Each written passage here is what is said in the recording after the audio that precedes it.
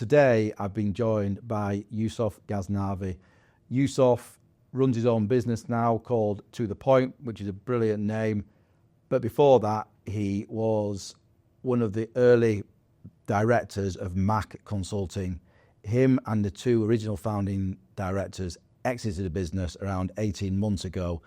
And this is a fascinating story. It talks about how back as early as 2017, they knew they wanted an exit plan for the business, and they went about building a business capable of exiting and then selling it essentially to the existing directors in the business.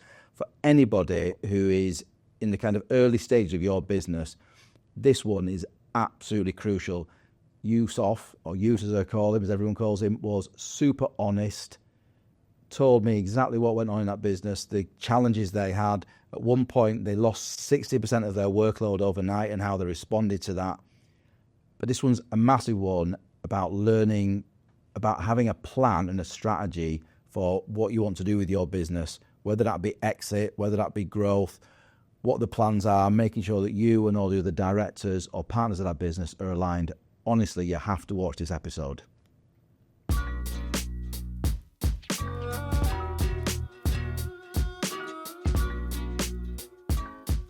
Right, well, we're on to the next episode of Growing Consultancies. Delighted to be joined by someone I've known a long time, Yusoff Ghaznavi. Welcome. Hello, and thank you for having me.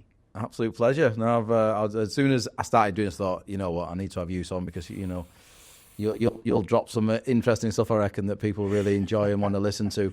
Maybe. We'll find out, won't we? Depends how deep your questions are. They're going to go deep. Good. Strap yourself in, everybody. Let's go for it. Yeah, anything. Right, so can we start, Yus, by just saying, I guess, who you are and what you're doing now, which is not the main part of what we want to talk about today, but let's start with that. Yeah, okay. So obviously Yusoff Ghaznavi. I now run my own business, just me, by myself, called To The Point. And that was set up about 18 months ago, nice. April 2024. Mm-hmm.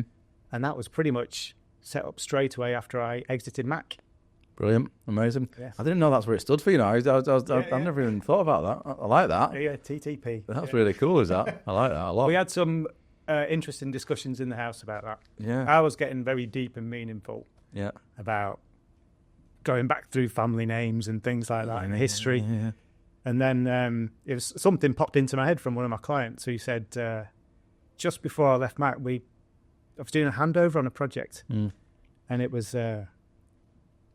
Wasn't a particularly easy ride to get there, and she said to me, "Well, actually, you're just to the point."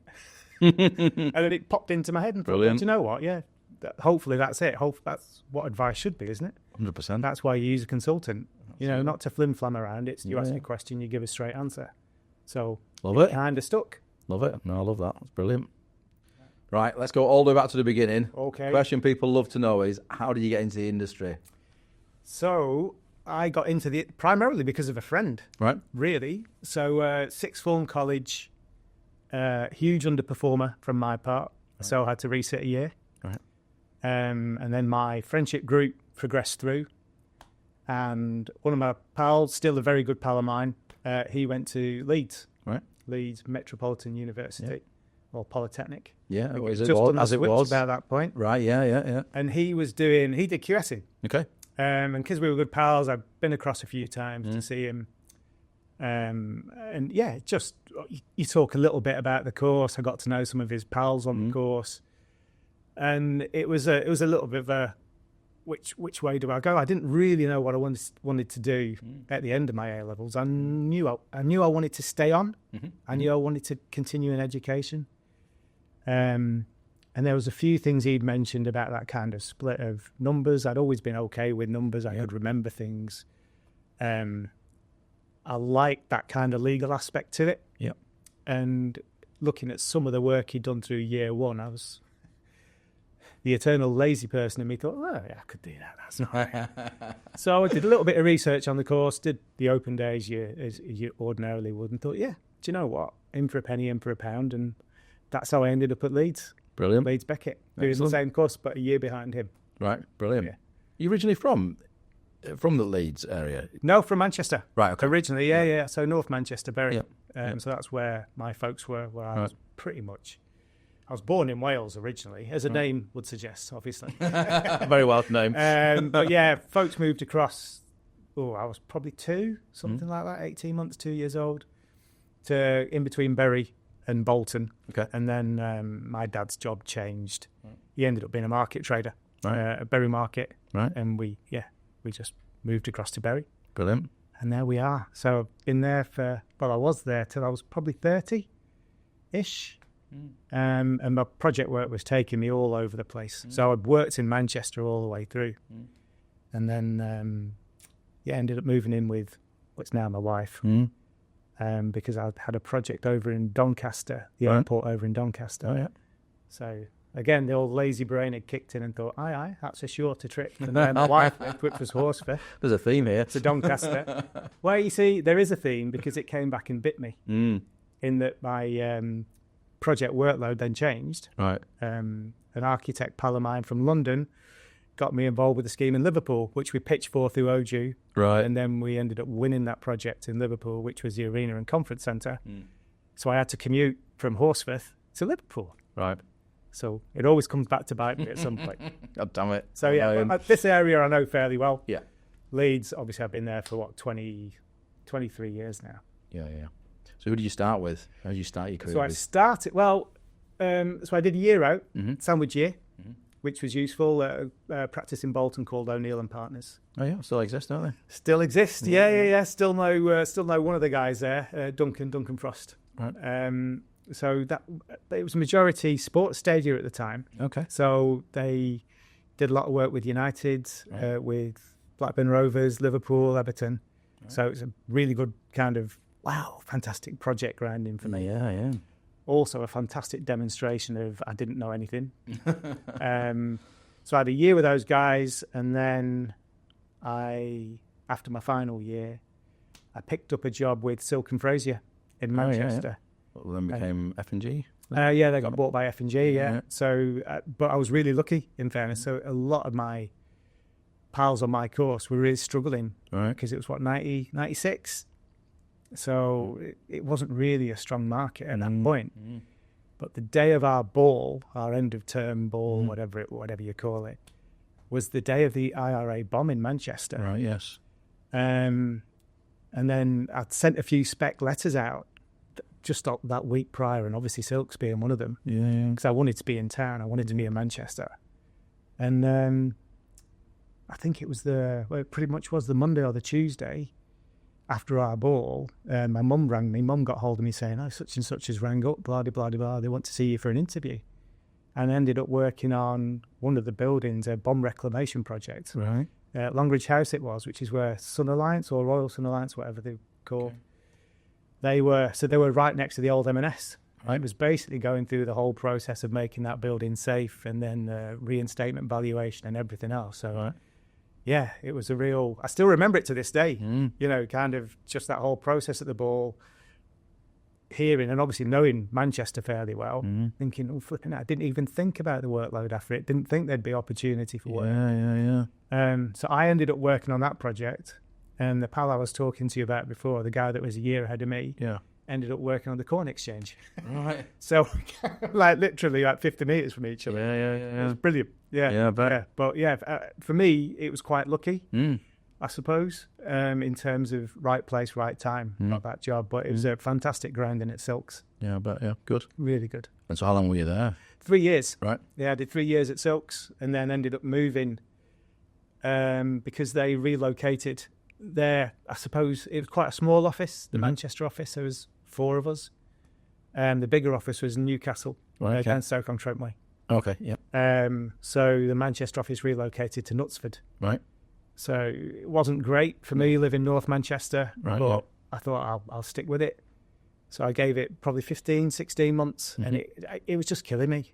I was leaving the house at probably 5:45 in the morning to get all the way around to get to Knutsford. Okay.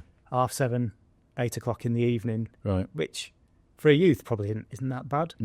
12 months of doing it is like, oh, God. Yeah.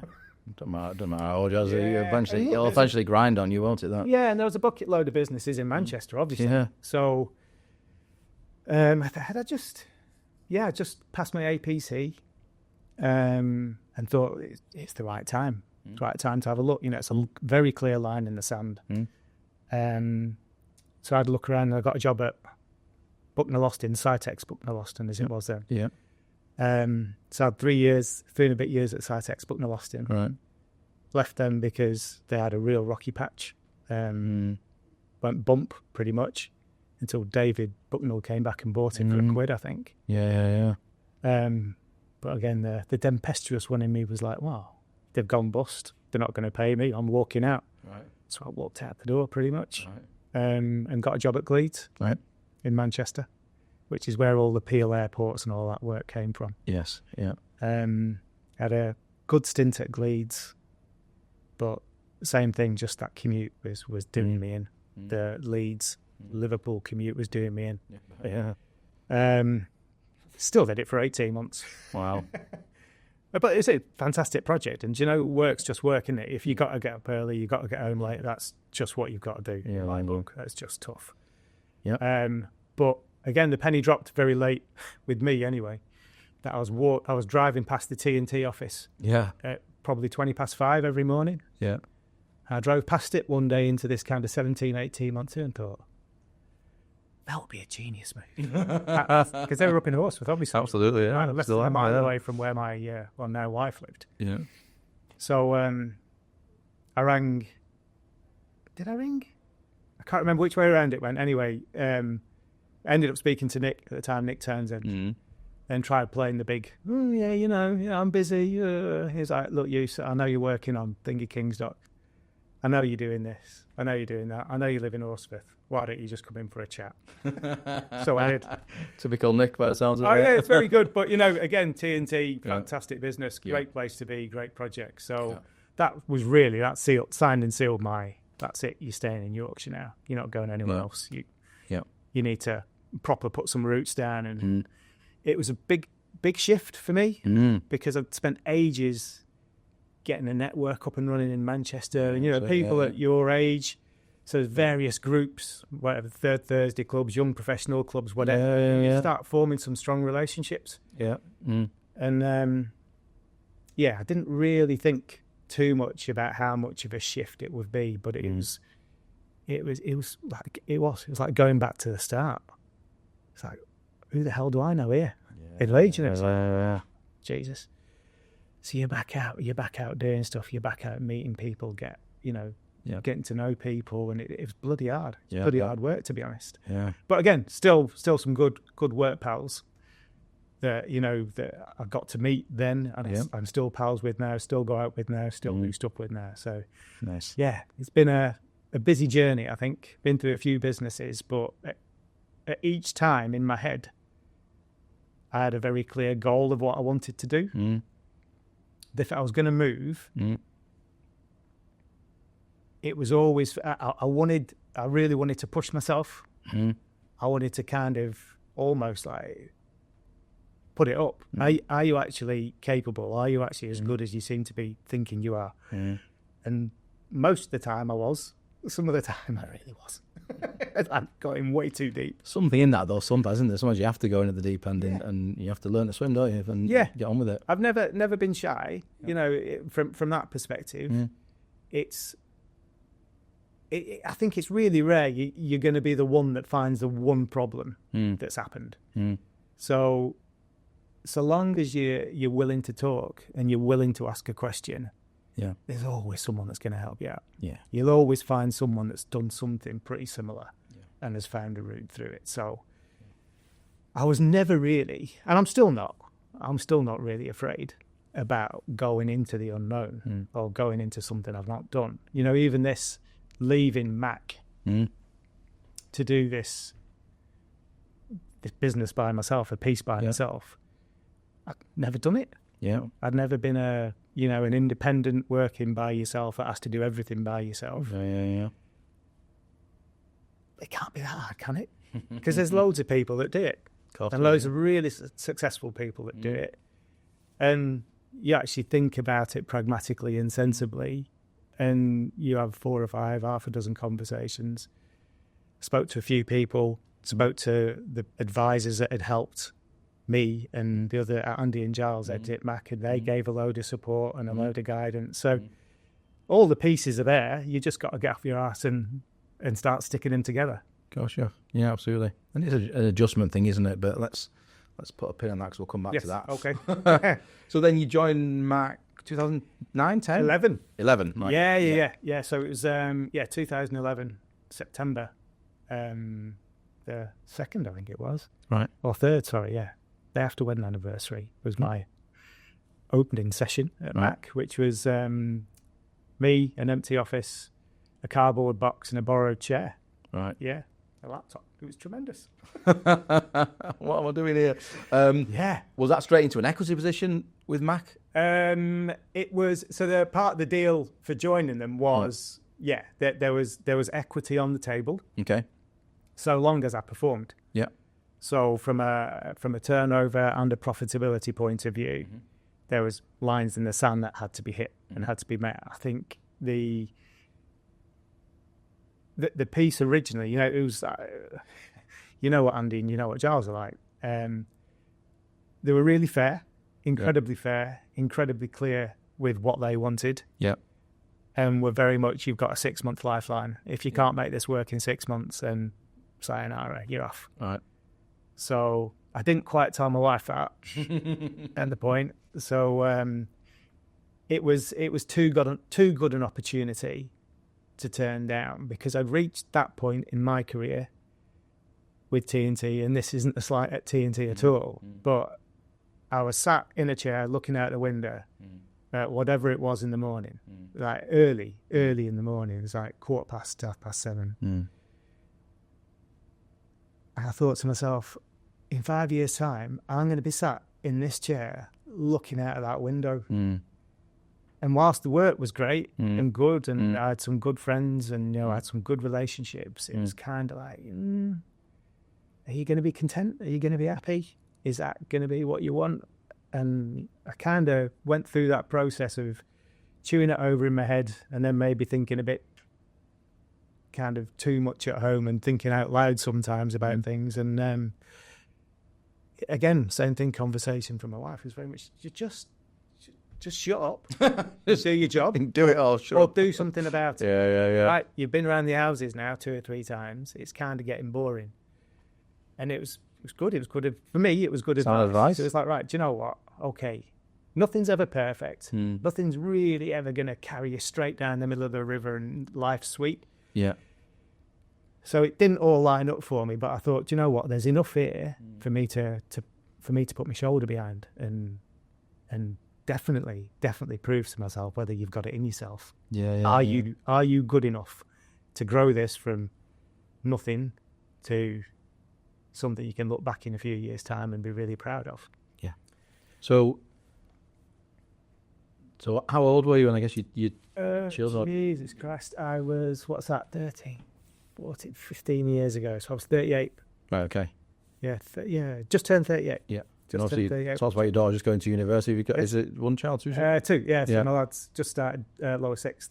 So they were both quite young, when you chose to do it. Yeah. Very young, yes, indeed. And was your...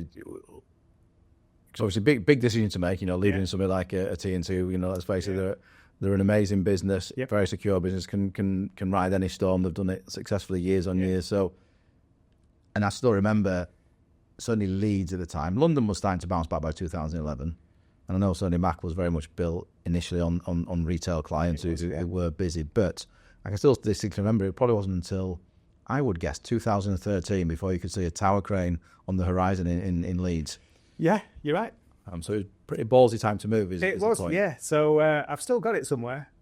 I did a bit of a business plan, which was a bit of A3 paper, with some clients and some projects and some bars on it. Right. So that's pretty much my pitch to Andy and Giles. That would have been fine for them. Yeah, and so there was six projects on there. Right. 5 of them didn't come off. Oh, shit, right. 1 of them did. Right. But, again, right place, right time to an extent. So not long into that Mac position, so certainly before the Christmas of 2011, I've met an architect. Right. Out at a function. who was working on had just started some work on a project. And I thought, do you know what? For where I am and where we are as a business, if I can get my foot in the door there, that's brilliant. You know, it's probably 12 months of income, good, solid, nice, steady income, nice project. So I put my weight behind it, you know, went for it, got the project. So it was like, oh, Jesus, do you know what? You can do it. Yeah. This is okay. And very, very soon after that, there was another guy in the business at that time. He got a couple of quick wins on something, on some motor showroom work, and it just started to slot into place. And because your Leeds office grew quickly, didn't it? It did, yeah, huge. I think within the first 12 months, we probably went to 7, 8 people. Wow, I think. some growth. Yeah, from nothing. Yeah, absolutely. Yeah, so I was the business, to touch on about Andy and Giles. So they'd set up, but they were out in Harpenden, like you said. Yeah, they were doing pretty much Tesco work, and they were very good at it. Yeah, and still are very good at it. In fairness, yeah. So that was their start, and I suppose their challenge to me was, don't really want any more of that. It'd be quite nice to start diversifying. Yeah. And I think, for just a common sense point of view, makes sense. Yeah, it's quite glib to say it. You should always think about that. 100%. It's like you can't have all your eggs in one basket, because you'll get kicked in the nuts at some point, and you'll be left stranded because you got so absorbed into one area or so absorbed into delivering projects, you've got nothing. You got nothing to fall back on. So I'd done some work at retail, some work in retail, when I was at TNT. So I knew what was going on. I could help. I could support. So if anything kind of came this way, there was a fit. Yep. But it was always about trying to diversify, trying to diversify income, trying to get more of a balanced income stream. Yeah. And skills, to be fair, within the business. It was, who do you know? Who can you bring on board? Yeah. And again, I think that's where they were very good, and where we had a good chat before I even accepted, was always, where's the work going to? Who's your right hand? Who's your right hand man, woman, a right hand person who's going to do that work for you? Yeah. So you've always got some breathing space. You can always look maybe 6, maybe 12 months down the line. So that's the way we thought right from the start. And it served very good purpose, because not very long, probably 2 years into my time at Mac. So in fairness, I think it was late 12. We lost 2 main clients. We lost 2 retail clients. Yeah, I remember the time. It was a real crisis point. Yeah, it was. So I think we lost well into 7 digits of income, literally within the space of about 2 weeks. Wow. And that was breathe. Yeah. You know, and we worked, the 3 of us worked genuinely tirelessly at that second. We could see it coming. We knew what was going to happen. We didn't know when, but we knew something was going to happen. And it was, okay, the heat on these areas here, the people you're looking at, the future work, the longer term plan is, come on. Right. We now need to get this over the line. And we did. We did it. I think within probably 4 or 5 months, we replaced the income. Wow. And that was, to put that into context for everybody, what percentage of that business, what percentage of the overall business would that have accounted for at the time when you lost those clients? Right, so it was probably close to 60%. Wow, fuck.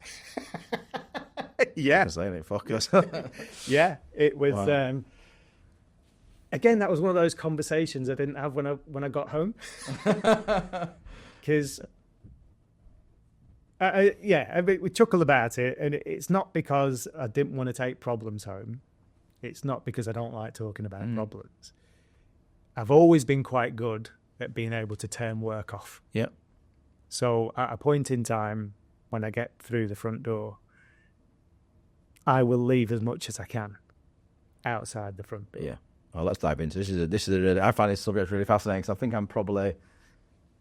there's a couple of reasons why I think business owners do that. I think one is I kind of just want to stop. I kind of want to stop talking about it now because it's like, going through a stressful period, going up and continuing the conversation at home, I think sometimes is stressful. Secondly, I'm not sure I'd want to stress my wife out more, saying, right, we're in a really, what does it help? Unless it's to a point where, right, we need to sit down because we've got to sell the house, love that. But until you get to that point, I'm not, and I think I'm not sure whether that's necessarily a good or a bad thing actually in terms of a coping mechanism. But I think a lot of business owners, business leaders, absolutely do that on a regular basis. Yeah, I've always been quite tight. I'll talk about work in terms of how was your day type stuff. Yeah. And she knows, and I know, same thing with her. If she's had a bad day, I know she's had a bad day. Yeah, yeah. She knows if I've had a bad day. Yeah. So you kind of, I'll talk about that, but I'm not going to sit there talking about, holy moly, this has happened, blah, blah, blah, blah. We've got need to think about, etc., etc. Because to an extent, I haven't really got the answer in my own head yet. No. So I'm not really sure what I'm trying to gain out of it. Yeah. And between the three of us at the time, we always had a very good position on life, which was we spoke every day. And we were really good at sharing our work problems with each other. But every second through that conversation of sharing your work problem was, but it's your problem to sort out, isn't it?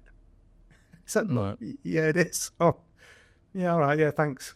But it is. It's because they've got their bits. I've got my bits. We've all got to support each other and work through things. And that was it. Our chat was working through things. Yeah. There was no expectation of, I want you to come and sort my problem out for me. It's a chat. I'm talking you through where my head's at, what's happened, what I think I'm going to do. But that's also a monumental problem at that stage, isn't it? If it's 60% of the business. Oh, the income. Yeah. That was, So like I said, we had some foresight it was coming. So you can go with the easy option every single time. It's not an easy option, but it's a quick option, which is like, do you know what? I'll chop all these people out. Which, even through COVID, when COVID came, it was the furthest thing from our minds. Right. Because the 2 years in, what we're probably 20 or 25 folk at that point, we knew everybody. Yep. Everyone we were taking on board, we knew. Yep. So there's almost like you've got a duty to them, I think. You've always got to save the business. You've got to protect the business at every step of the way. You don't protect yourself, you protect the business because the business gives you everything. Without that, you have got nothing. So nothing to worry about. You've got people looking at you that you've got mortgages to pay. They had kids same age as me, slightly older, slightly younger. So that option of just chop people out, it's fine. My staff count will do that as my income does that. We were never, ever, ever like that. No chance. We put too much into it.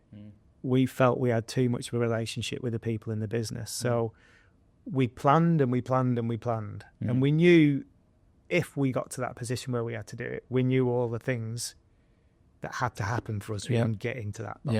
But all of this stuff here, which was hard work, which was trying to convert and trying to get things to work and try and lean things down amongst ourselves, directly in our control as well. We could do it. We could make things happen. So going back to, because I bet people will be interested in this. So that work came to, I can remember at the time, I certainly remember speaking to, I think, both you and Andy about it at the time, and it was like, this is serious. How did you get through the next 5 months? Was it that you still had quite a nice debtor book that you were still collecting money in on? Did you, what adjustments did you have to make? Did you have a good balance sheet at the time to weather it? How did you get through those 5 months? Yeah, so we never, all the way through it, I'm absolutely convinced we never, ever, ever, ever had any debt, which was a pain in the ass. You try and get a photocopier on lease if you've not got a debt record. It was stupid. Yeah. So never had any debt. We one of the things I think T&T were always very good at when I was at T&T, and I'm sure they're still very, very good at it, was managing finances and knowing where things are at. So a lot of that carried forwards with us, and the principle around building a safety net, and that safety net is sacrosanct for us. That gave us some flexibility to do things. Yeah. To be fair, I would say Andy and Giles were probably in a slightly different position to me, right? Because I was still going through my position of getting slices and getting bits of, or earning my bits of equity. Okay, yeah. They were far more invested than I were, so I'm sure if they were sat here, they'd probably took more pain than I took. Right. To be fair. Yeah. But it was never raised. It was just we knew we had a job to do. And we'd built things in a way. We were very lean, very, very, very lean. That we didn't really have a lot of outgoings.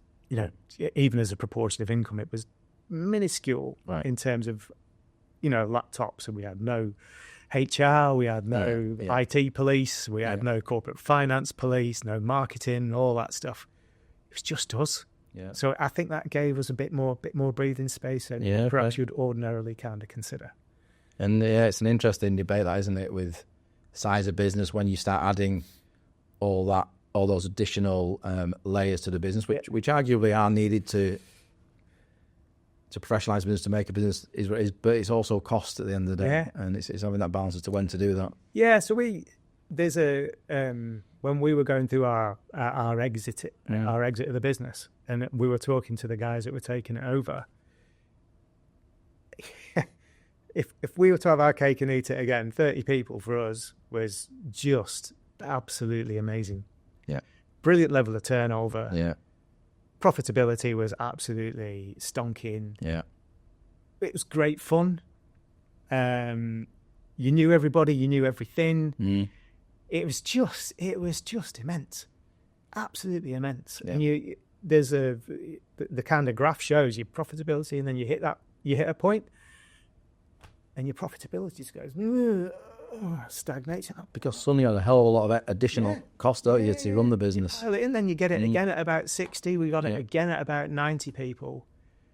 And it's just, for God's sake. It's like you just, you start getting used to it. Yeah, I know. We're amazing. It's brilliant. I forgot to hit back in that cycle again. Yeah. And it's just those steps.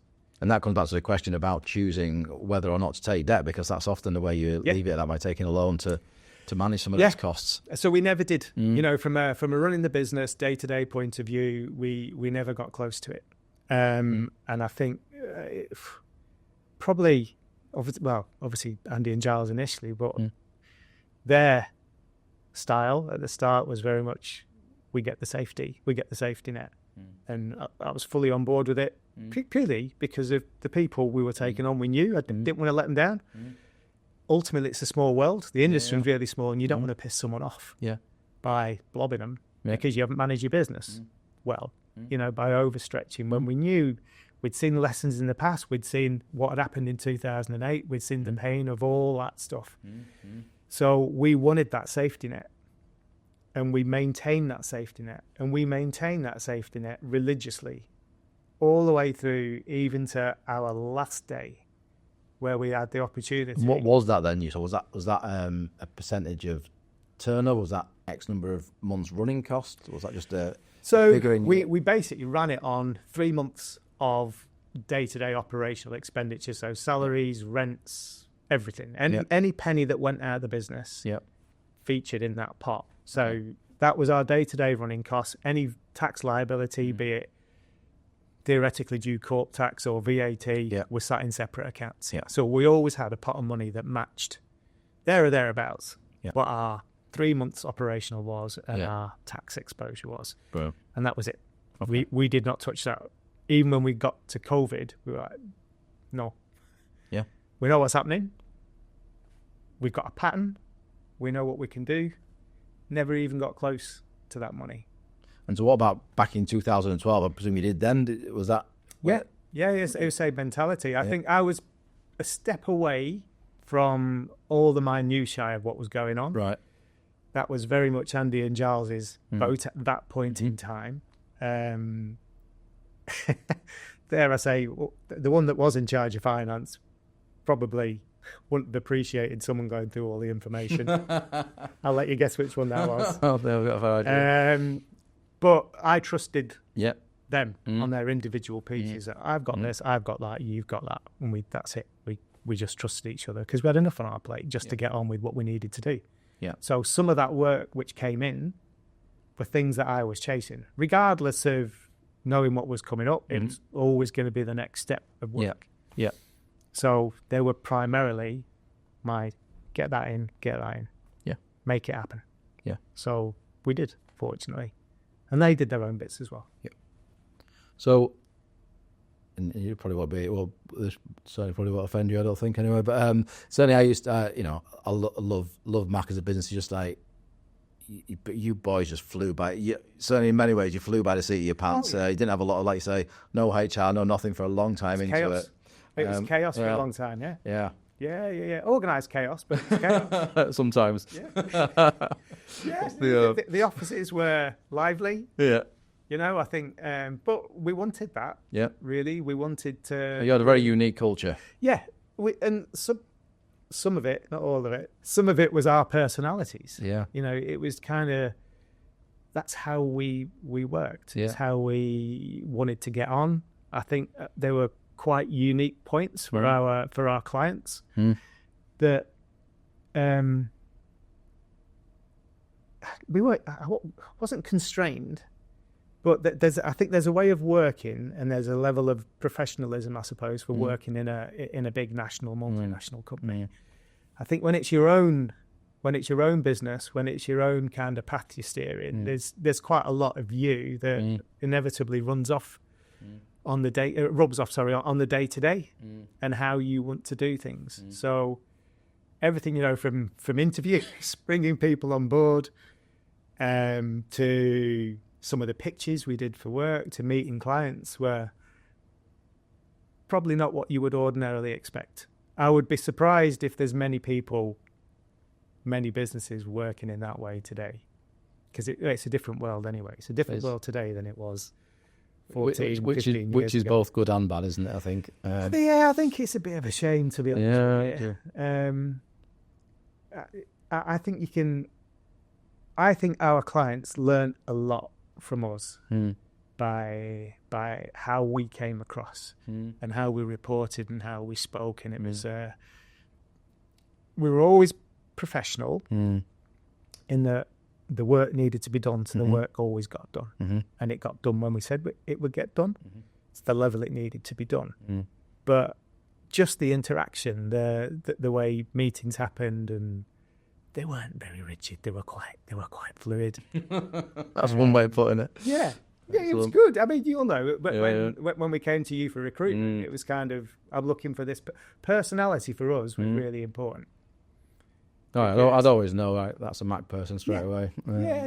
Yeah. And we'd struggle. Anyone, I think, from a real polished background, coming into that business as a senior or someone that's, an associate director, whatever, would probably think, holy crap, what have I walked into? Was this circus? Yeah. In some ways. It wouldn't have worked. Yeah. So we did cut our nose off, as you know, to spite our face sometimes, that there was a really good candidate, but it was...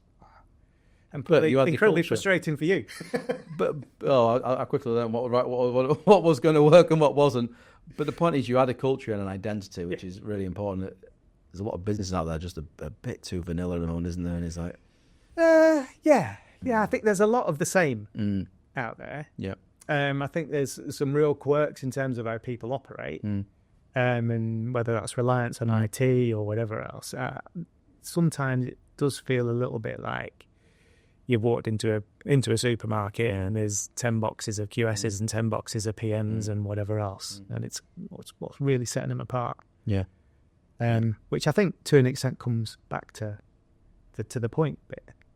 Yeah. It was always, if someone asks a question, and I've been true to this all the way through my life. If you've done something wrong, you tell someone you've done something wrong right at the very, very start. You don't create a game of smoke and mirrors, and you don't avoid the question. Just own up to the mistake. Yeah. And twice That's the point. Yeah. in my Mac career, I knew we made a mistake. You don't go out to make a mistake. Nobody goes out to make a mistake. I think if you own up to that mistake and you're clear with it as to why it's happened and how you're going to try and rectify it, people are 99% of the time amenable to what you're going to say. It irritates me when you know someone's done something wrong and there's the Weasley words that come out, and all you're doing is wasting people's time, and you're winding people up, and you're burning that relationship. You're losing credibility, are you? 100%. Yeah. And again, like I said, it's a small world. Doesn't take long for that to get out. No. So that personality piece, that directness of communication, again, I think is sometimes a little bit lost in today's day and age. I think there's a bit more transparency can be brought to how people operate, and I see that now from what I'm doing now. So I'm helping some old clients, so that's clients. It's working client side, and it's interesting from chatting to some of them about it. You'll find this side looking into really different, and it was very much no. We've managed teams before. We've done no. What could be different? It's really different. It's really, really different. Yeah, really different to my expectation at that point in time. Right. Yeah, I'm not going to name names. No, we said we're not going to go there. So throughout that, Mac did have a brilliant growth. Yeah. I know you touched on the two clients at the time, and that been a big part of your business. Would you say during other things, and maybe coming back to your point about, look, we should have stayed at, or not necessarily should have stayed, that we were most happy when we were headcount at 30. Were there any other major things that you say, look, we did really well, or equally really badly, that if I was starting again and rolling the clock back and starting again? Yeah, I think most of the things we did badly were around people. Yep. We recruited the wrong people. None of my people, but yeah. I'll move on from that. Let me start that again. Yeah. Some of the people we recruited were not right. Yeah. Some of the internal promotions we made were not right. Okay. And that for us created a massive problem. So why did you make that mistake? Why did you think? Was it that you just weren't aware that it were going to be the wrong person to promote? Why do you think? I think we did fall a little bit into the trap of the person's valuable to your business because they're doing an XYZ job. And they're getting to that limit of salary, of what you can do bonus wise or whatever else. Yeah. And it's kind of, they're going to be really hard to replace. I know what we'll do. We'll promote them. Yeah. Which is fine for about a week. And then when they're in a pool of people that are at that level, and then that individual starts getting singled out for not doing something, and not as in, we weren't a finger-pointing organisation, but you can see it in groups.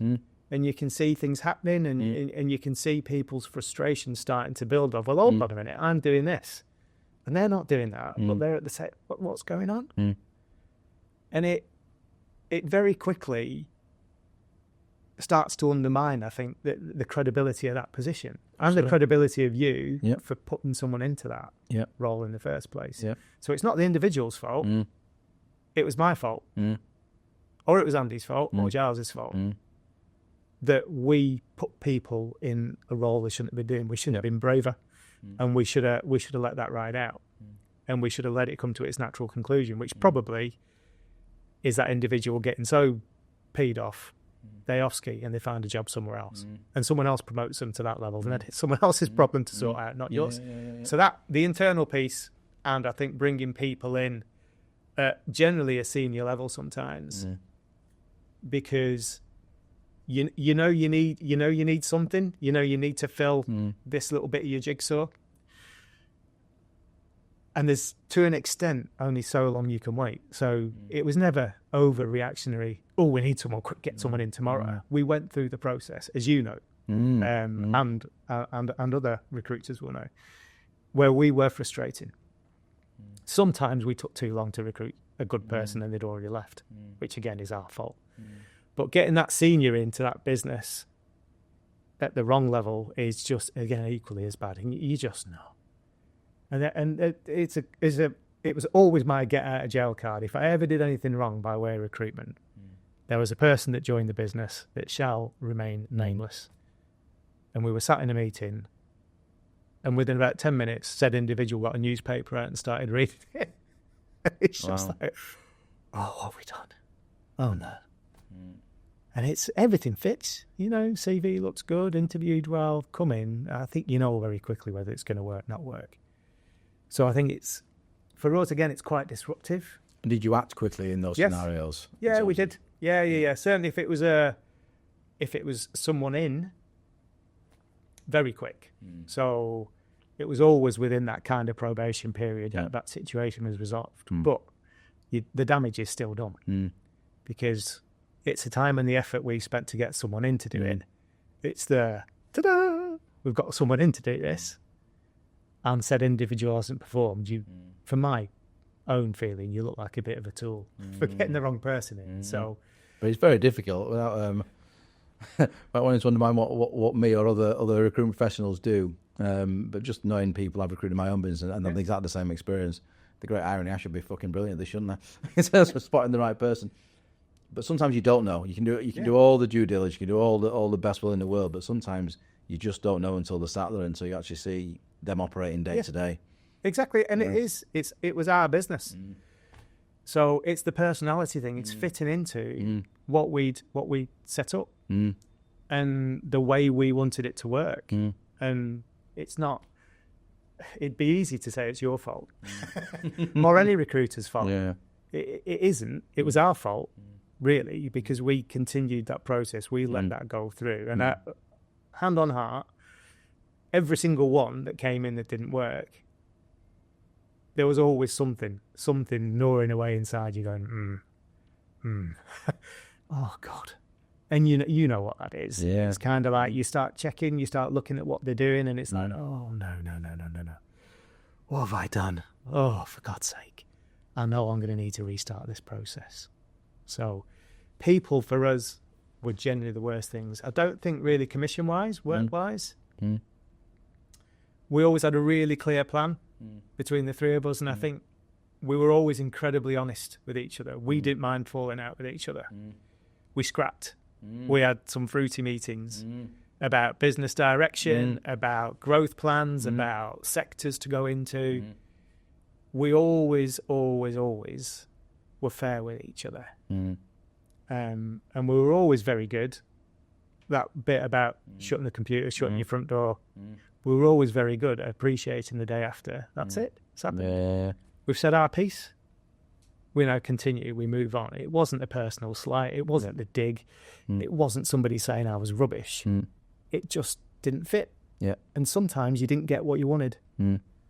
Suck it up. Yeah. That's it. Get on with it, because the bigger goal here is the business. Yeah. It's the business moving forwards and progressing. It's not about my little, I wanted to do this. Yeah. I wanted to get into XYZ sector. Yeah. In the grand scheme of things, if it's not right for the business, that's it. It's not right. Move on. Carry on. Yeah, you know. So you can't be an ego, can you? You've got to move forward for the betterment of the business overall. And I think we were lucky from that perspective, because we got on, and we're still in contact now. And in fact, I'm going down to see him in a couple of weeks for a spot of lunch and a few drinks. Nice.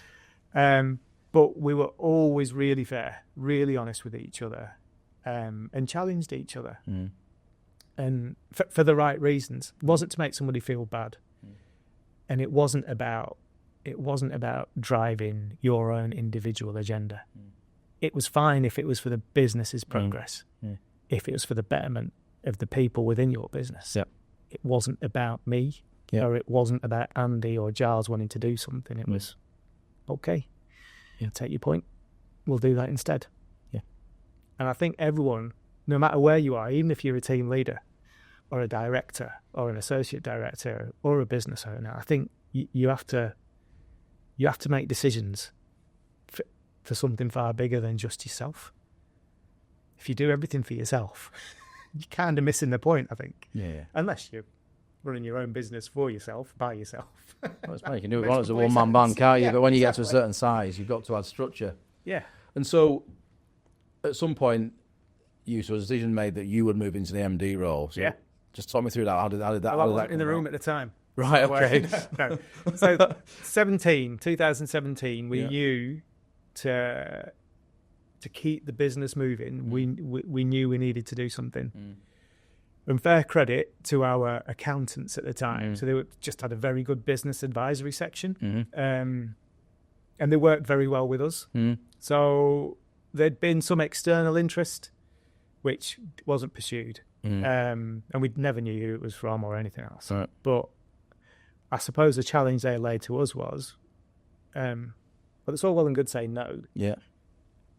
What are you going to be doing in 10 years' time? It's a really good question. Don't know. You know, if you leave it 10 years' time, then your opportunities go out the window. You're down to one thing, and then you're not in control. So that made us think. So back in 2017, we looked at what the options were, and we spent a long time with them being challenged about what things were out there, recognise and being honest with your own business. What's unique about your business? Nothing. Do you have a USP? Not really. I think we do, but actually you don't. So are you really going to generate market interest if you're going to go out there for a sale? Probably not, because there's loads of people like you, loads of businesses like you. So we wanted to try and find a way of, because we a lot of blood, sweat, tears, lots of sleepless nights, lots of risk. We wanted to find a way to keep the business going. So from chats amongst ourselves, and we all had slightly different ideas and slightly different timelines, and from chatting to business accountants, our accountants, for the business, we'd settled on what they called a vendor initiated management buyout, an MBO basically. But that was a really good fit for us because it gave us the opportunity of recycling the business after we'd gone. And when I say recycling it, I mean its identity would continue, and we had an opportunity for the rising stars in our business to give them a shout, to come through. So that was 2017 when we settled into that. So with the view that you guys even then decided we will exit within a period of time. So I didn't realise you made that decision that early on in the process. We knew back in the day, we all knew that we didn't want to be doing what we were doing at 60 years old. Right. Yeah. So we wanted, and we went into this, and I went into it with a clear plan of at some point there'll hopefully be a way to move on. So 17 was the we really need to think about this, and then between 17 and 19, we had to be really honest with ourselves and look at our business structure. So from operations, and look at team. Go, it's nowhere near where it should be. It's a bit shit. Right. We need to get our shoulder behind this. And before we even start this process, we need to get our own house in order. So don't start looking over bits. Don't start brushing bits under the carpet. Let's shake it all out. So then when we were ready in 2019 was my right. You're taking this shit forwards, aren't you? I said, okay. Really? And again, it was a bit of a step change for me because we'd kind of been floating around as three, I suppose. And it felt very much like, it is now all on your shoulders, mate. And to an extent it was, because there was still a lot of work to do from 19 through to the point of even being able to think about getting out, truly, set a date to something. There was loads of things that needed to happen, from, again, just back of house business stuff to recruitment, to team structures, to longevity of teams, sectors, to still try to diversify income, still trying to get something more predictable, to sorting your bloody age debt out. There were a trillion things that needed to be done. Right. So 19 was the October 19 was my stepping up point. Right. To be the grown up in the family, I think. Right. And you obviously did that very well. That the business grew. You ultimately all that. Well, do you know what it did? It did really well for about 2 months, and then COVID hit, and wheels fell off. Yeah. But we were in really good shape. Good. We managed to ride it through, and ride it through pretty well. To be fair, we all took a bit of pain. Everyone within the business took a little bit of pain, but that was to protect the longevity of the business. Just being straight, we asked everyone to take a bit of a pay cut. Yeah. But we gave that pay cut back in December of that year, of 2020. Everything that took off, everyone got it back. Luckily, everything bounced out of COVID a lot quicker than I think people anticipated it to. Yeah, it's so easy to, it's all finished. No, it's not. No, it's not. There's always something there. You got to find it. Yeah. And know where you want to be heading. Yeah. So 2020, we came through, and I think once that settled down, realistically Q3, Q4, for us anyway as a business, we were able to build and grow and really start putting the final bits. We had everything in place. So we'd built the HR bit, we'd built the finance bit, we'd improved the marketing. It was still rubbish by the time I left the marketing of the business. It was really poor. We'd worked our structure out from how we're going to operate and the team coming through and how they should, and really forced them to recruit within their teams to get that same principle of who's helping you. If you're on holiday, who's taking your calls for you? So we worked really hard in recruitment and put a lot of money into recruitment at that point. So through 21, 22, even into 23, we put a lot of money into recruitment and a little bit into systems and IT and kit like that. So then towards the tail end of 23, probably summertime 23, we actually had a definitive date of, oh my God, this is real. This is going to happen. This is now a real thing. And every single day from that point in time felt like it was a year. It was horrible. Not as in we fell out with people, but it was a really hard fight for me, and I'm sure Andy and Giles would say the same thing. You're basically making yourself redundant. Yeah. You're giving up something that had been me for the previous 13 years. Yeah. Literally blood, sweat and tears going into it, And I found it really hard to keep myself motivated. I found it really hard to just be with it all the time. For 5, 6, 7 days a week, I found it really hard to maintain focus. Was there ever a time that you or the three of you ever thought, are we doing the right thing here? Why are we choosing to do this? Or was that? No. Honestly, no. We there were some points driven by individuals where we thought, why are we doing it? Yeah. But they were very small, tiny little flashes in the pan. But we never regretted the decision we made in 17 to really enter into a managed process of exiting the business. There was never no, it's a bad decision. Because we knew at the start, we knew back in 2011, from my perspective, that there was always going to be this point. It's just, it happened, dare I say, a little bit quicker than we thought. So a lot of business owners don't think like that, or certainly don't put in proper structure to get themselves to that point. And a lot of people think they're going to go right until the end and then retire. So you guys knew well in advance you didn't want to do that. You didn't want to still be plugging away management business at 60. Correct. Yeah. Why? I think realistically, so So I will answer for myself. Yes, of course, yeah, fair enough. So I had seen how, so looking back at my career and then looking at how that had changed and realistically the challenges that were upcoming. Yeah.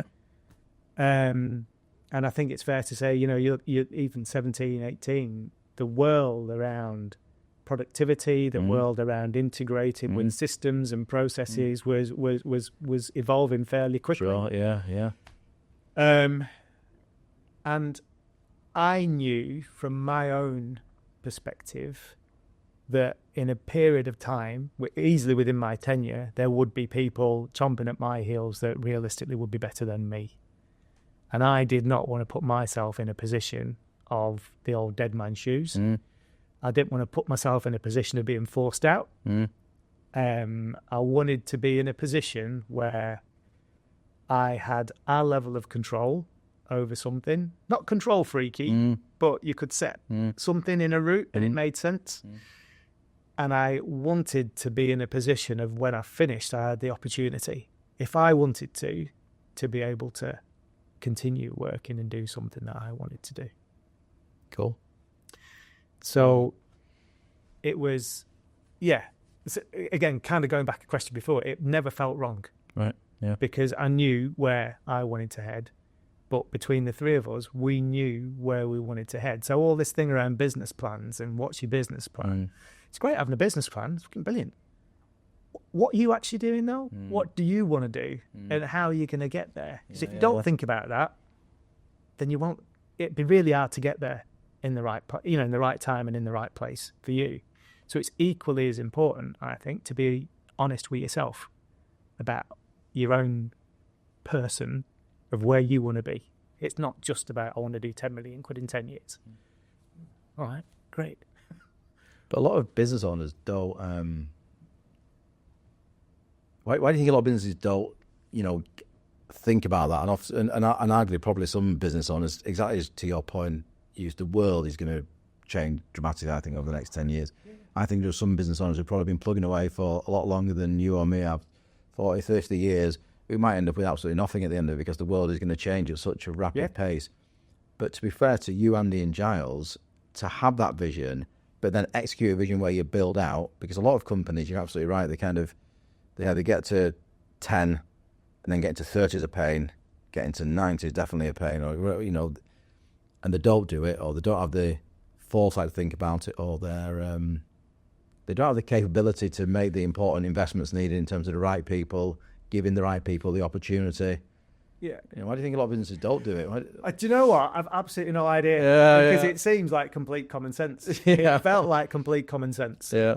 And I remember sat at Blackhouse with Andy and Giles, even before, I'd accepted an offer and we were talking about things, and they asked me to draw a structure about what Leeds or the North could look like. And I did do. And it kind of like, it was on the back of a napkin and kind of, we talked about it. And it was like, well, even at that point then, I knew in my head, I wanted something after it. I wanted a route out of it. And they were in exactly the same boat. So it does feel like it's complete second nature. And I listened to some people, other business owners, smaller type consultancies, smaller to mid-sized consultancies, and it's just business plan. It's turnover. It's this, it's that. It's like, well, yeah, I get that. And I don't actually say anything. But I always do walk away from those conversations thinking, yeah, but what are you going to do? Where do you actually want to be? What do you actually want to do with your own time? And it's fine. If you want to ride the wave to your 50, 65, 55, 65, whatever, and try and flog it, then so be it. So long as you're not going to turn around and go, nobody wants to buy it. What's all this been for? I think you just got to go into it eyes wide open. And fair credit, like I said before, to the business advisory service at our accountants. They were just very, very good. I think they understood us as a business and as three individuals very well. And they were very good at posing the right question. Yeah. Probably at our weakest point, from that's not going to happen. Yeah. But there was just, don't forget. Where are you going to be in 10 years, lads? What do you want? What do you want? They were phenomenal. And they helped massively. Brilliant. Yeah. Amazing. Very good. So fair credit to them. And I probably wouldn't be here without them giving us a prompt, to be fair. No, sometimes you need that, though. Sometimes you can't see the wood for the trees. Yeah, It's you can't. for Yeah, you get a lot of business you owners. just get nailed into chasing your age debt or Yeah. doing X, Y, Z or going to a however many Thursdays in the club lunch it is or whatever. You just get so busy, don't you? Because it's bloody hard work. Yeah. It's intensive running your own business. It is stratospherically different to being a team leader in a big consultancy where you think, do you know what? I'm running 2 million quid of income. I've got a team of 20. Yeah, piece of cake that. Yeah. Oh, no. Yeah. It's an absolute culture shock. It's frightening what it does. Absolutely. So, like you say, you progressed to that point of negotiating, and agreeing. And I imagine with any of these things, the negotiation, there'll have been a value that you, Andy, and Giles thought was appropriate. Yeah. And of course, the people who were ultimately going to take on the business full time in terms of the ownership, obviously, probably had a different view. Yeah, there was a little bit, but being really fair, that entire process. So we knew what we were going to do. We knew at the start. So back in 19, it was set out how the process would work. So most the people who bought the equity, ended up with the equity, were all in place by 2019, I think. Oh yeah. Yeah. So we lost a couple along the way. Yeah. But we knew we were going to lose a couple along the way. Yeah. So the kind of way, the process, the mechanisms were kind of there. Okay. So all that bit was taken out of the equation. The actual getting to a number, the juicy bit, the fun bit, was, there's always a little bump in the scrape and things like that. There's always going to be. But honestly, it was probably done and dusted in a week. Good. Maybe. Good. And everyone left happy. So, well, I left happy. Andy and Giles and the guys coming through, it wouldn't have got into it if they weren't. But it was, it felt like a long process. But when you actually look back at it and think, well, actually, we sat down there and we did this. Yes, all right, there was a few chit-chats. Yes, there was a bit of argy-bargy, but we were done and dusted in a week. And then that was it. And that was really hard. So there was still a period of time after then. I'm going to say it was maybe about 6 weeks. After that, probably about right, you will leave on this day and you will sign this bit of paper and your laptop will go back and your phone will go back and you will no longer be a person and you will no longer get 150 emails a day and you will no longer have XYZ ringing you up asking for a day off because their brothers, sisters, dogs, hamsters, cats died. All that stuff was clearly going to happen, but even in that 6 weeks, I didn't really think about it too much until it did happen. And it was like proper spare part moment. I was slightly lucky because I was wearing a rugby tour with my son. Right, okay. But I came back after that rugby tour, which was like whatever, just like a long weekend, like a Thursday to a Tuesday. It was just rubbish. It was like, oh my God, what do I do? I was like, genuinely had nothing to do. And I was like the sado at a party, kind of, that shouldn't be at the party, and they take the phone out of their pocket to look busy. I was that person. And it was weird. So weird to have loads of time on your hands. What do you think? Yeah, it's brilliant. Yeah, love it. Enjoy it. I did like it. But when you're so tuned in to things happening and putting bits in place, there was like nowhere for that to go, anywhere. And it was I'm not complaining about it. It was just I just didn't even realise how much it would take out my day thinking about the fact I had nothing to do. Does that make sense? 100%, because it is your identity, it's your whole life. Yeah. And then you probably stop for a while, and I don't know whether the money you earn out useful enough to not work again if you chose to, but it was a sizable sum of money where you didn't have to worry. Yeah. But you stop and you sat at home with all this money, and it's like, but then the world just carries on around you, doesn't it? And then like, oh well, I'm I've done really well. I've done this. I've achieved what I wanted to achieve. I'm suddenly not in my head. I'm suddenly a nobody. Who am I in society now? Where do I fit? Yeah, exactly. From a day to day, because it is. I spent more time at work than I did with my folks. Yeah. No, sorry, with my family. Yeah. With my friends. Yeah. So it's like, what fills this bit here? Yeah. What can you do? Mm.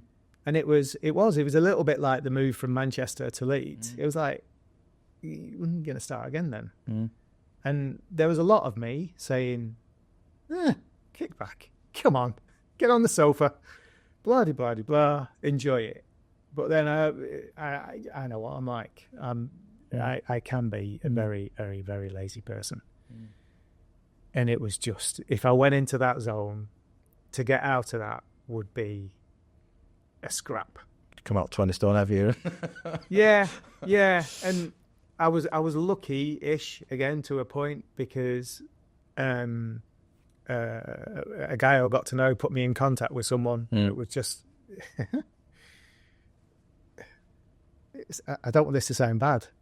He was doing his ass up. It was a piddly little job, right? But super important to him, and dead right, it's super important to him. And I don't want it to come across like it was.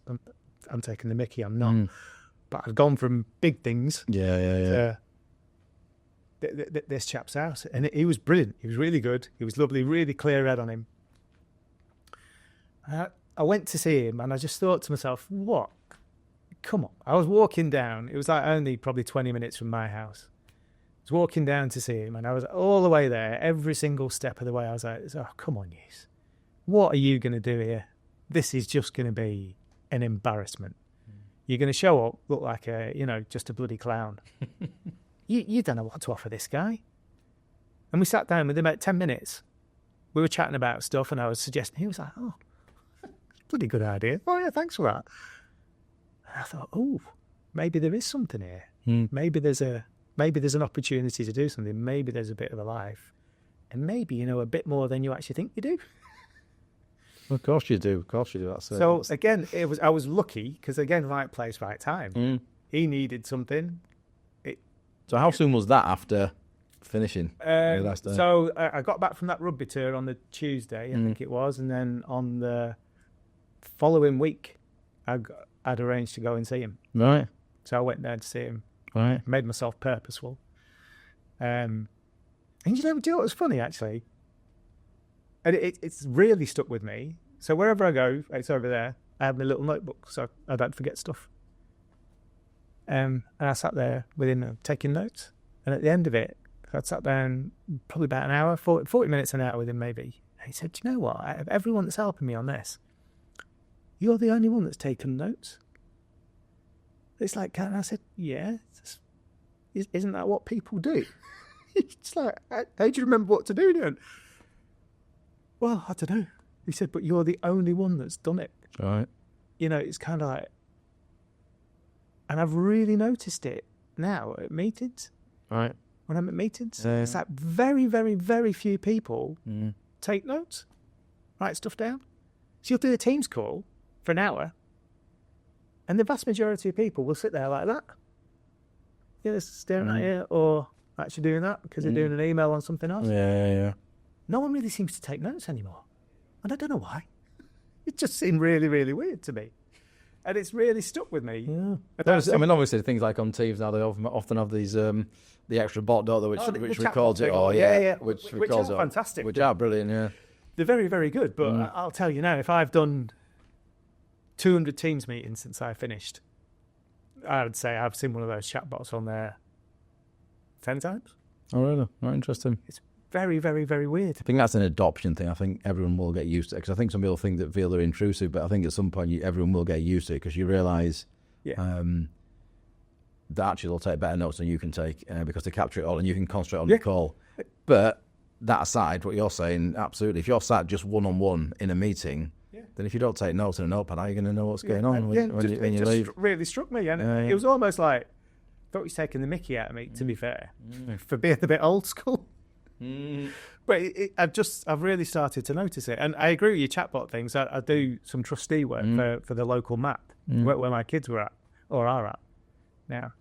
And so they use the chatbot thing. Yeah. and it's saved an inordinate amount of time. Yeah. You know, and you consider there's probably 2-3 meetings a month, and someone's got to sit there and get more like it's phenomenal. And the way it can search through and identify topics. Yeah.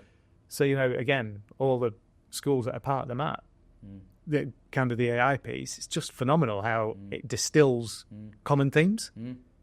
So the amount of time that must be saving is phenomenal. And kind of thinking about my role going forwards, I'm kind of half glad I did get out of it, because I think you need quite a fresh and quite an open mind now to really be putting things into your business. And if you've not, you should have been putting things into your business to actually set you up for the next 5 years.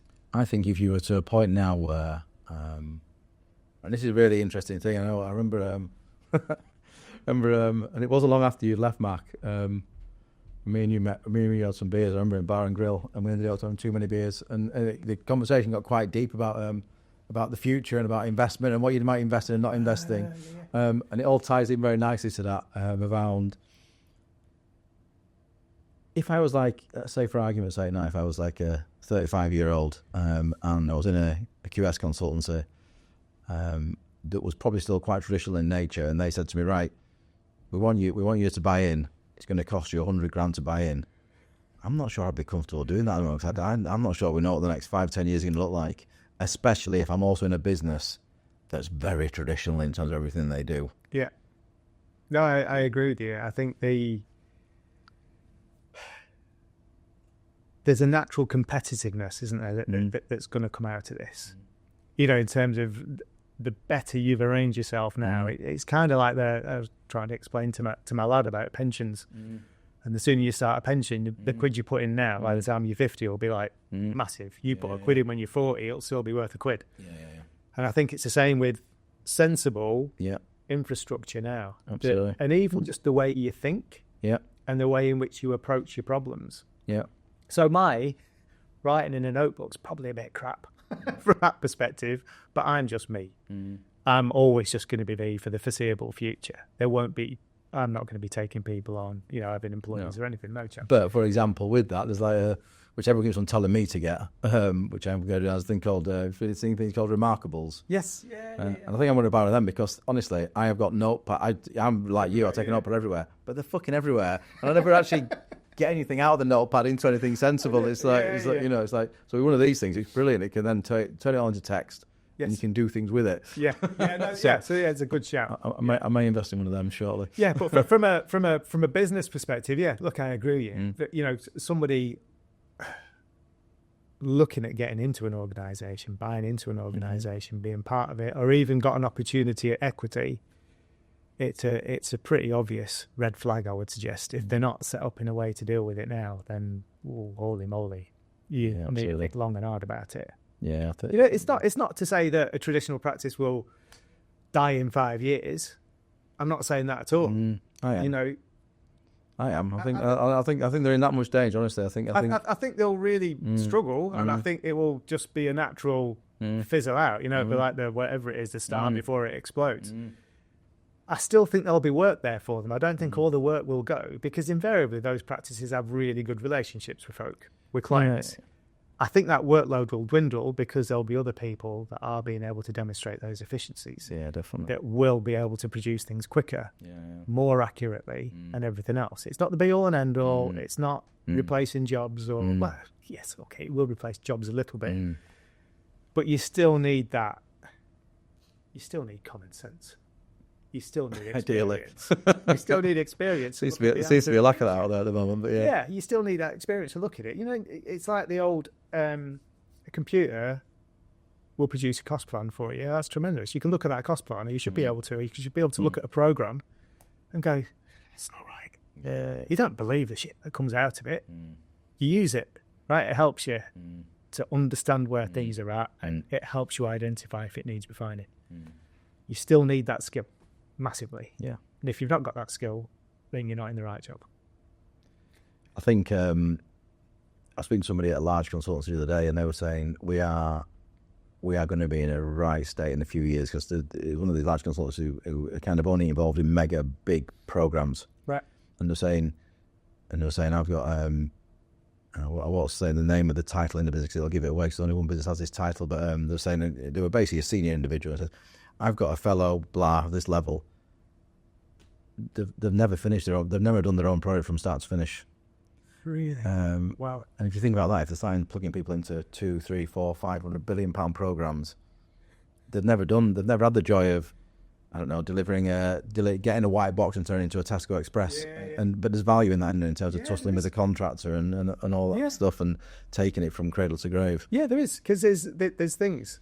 Yeah, granted, particular to that project, but there's an actual process you've got to go through, and a due diligence you've got to go through, and the stuff you learn at the end is generally the stuff you recycle to the start of the project. And you start the next one, you're like, do you know what? That was a bit of crap. Didn't quite work right for me. We cocked up.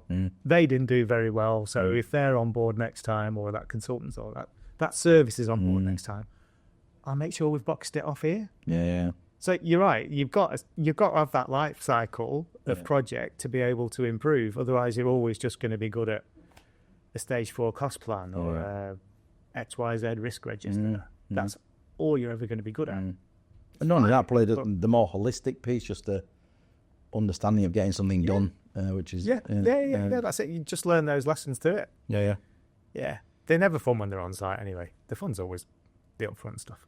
Yeah, absolutely. This has been absolutely awesome. Thank you. I think people will honestly get a lot from this, and thank you for being so honest. It's gone really quick. Yeah, it really has. Yeah, I think we've done about an hour and a quarter. Yeah. All right. Oh, sorry. It's all good now. We could have chatted forever. Like the time we were sat having beers a while ago, we'll have to do that again. So, genuinely appreciate that. I think honestly, a lot of people going up through the growth of their own business this will probably be a wake up call to some of them about, I need a plan. I don't just carry on going blindly along. I need a plan. Yeah, not just a business plan. Think about yourself. Absolutely. Yeah, why are you doing it? 100%. Yeah. Thanks for doing it. Thank you very much, mate. Cheers. Nice one.